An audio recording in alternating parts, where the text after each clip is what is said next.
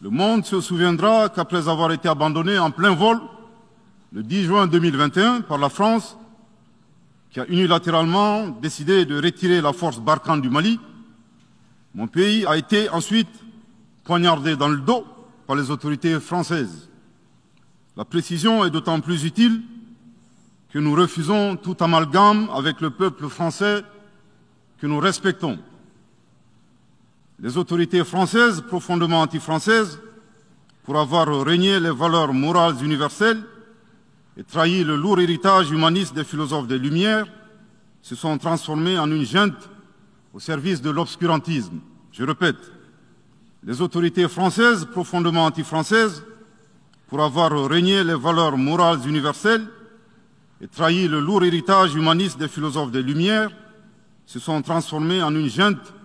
au service de l'obscurantisme. Je répète pour une dernière fois.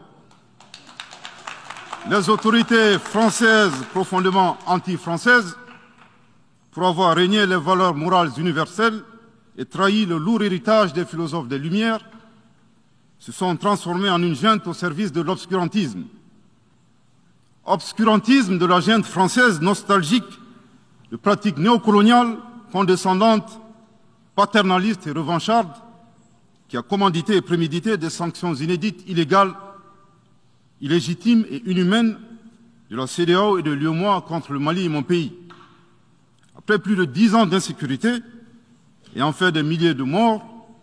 autant de réfugiés et de déplacés internes,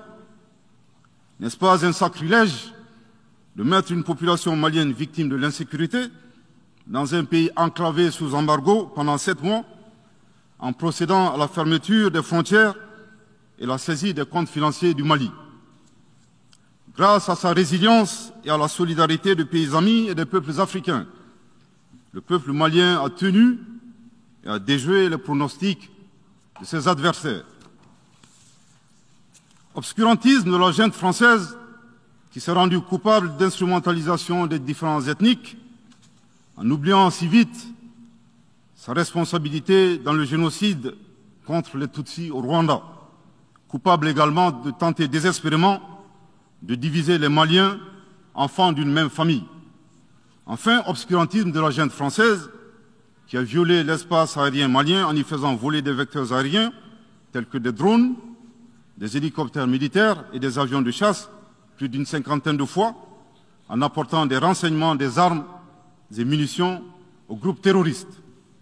Afin de se donner une bonne conscience, la junte française accuse le Mali de n'avoir pas été reconnaissant en se gargarisant de la mort regrettable de 59 soldats français au Mali lors de diverses opérations de lutte contre le terrorisme. À cette triste accusation,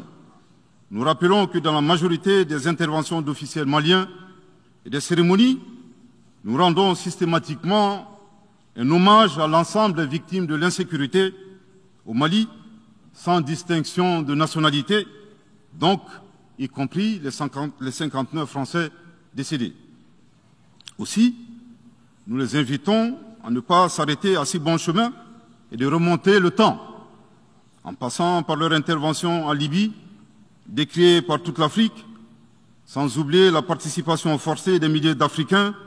à la Première et la Seconde Guerre mondiale, sans oublier la traite négrière qui explique le sort économique de beaucoup de pays. Combien d'Africains sont-ils morts pour la France et le monde libre dans lequel nous vivons?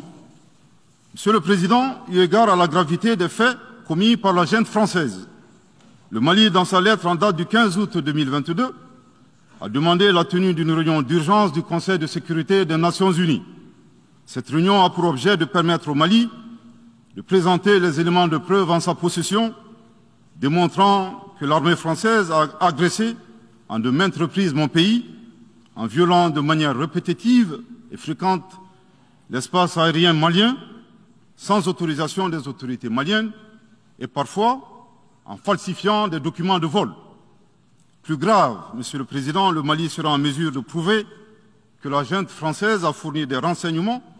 et des armes à des groupes terroristes. Le gouvernement du Mali s'interroge sur les raisons qui poussent cet État membre du Conseil de sécurité à faire obstacle au débat en vue de la manifestation de la vérité. Le monde doit être édifié sur les faits graves qui se sont déroulés au Mali et qui sont à la base de l'aggravation de l'insécurité et de la déstabilisation du Mali et du Sahel. Par la saisine du Conseil de sécurité,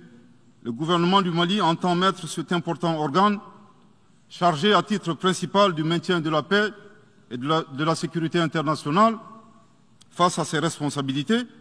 et dénoncer les agissements de la junte française contre mon pays. Ces actes hostiles sont incompatibles avec la Charte des Nations Unies et son statut de membre permanent. Il y va de la crédibilité de notre mécanisme commun, de l'efficacité de la lutte contre le terrorisme, mais surtout, il y va de l'intégrité de l'Organisation des Nations Unies, qui repose entre autres sur le respect des engagements internationaux, de la légalité internationale et de la Charte des Nations Unies. Monsieur le Président, il semble opportun pour le Mali de demander votre implication personnelle auprès du Conseil de sécurité des Nations Unies afin que notre demande aboutisse pour que cesse la duplicité et la guerre par procuration imposée à mon pays.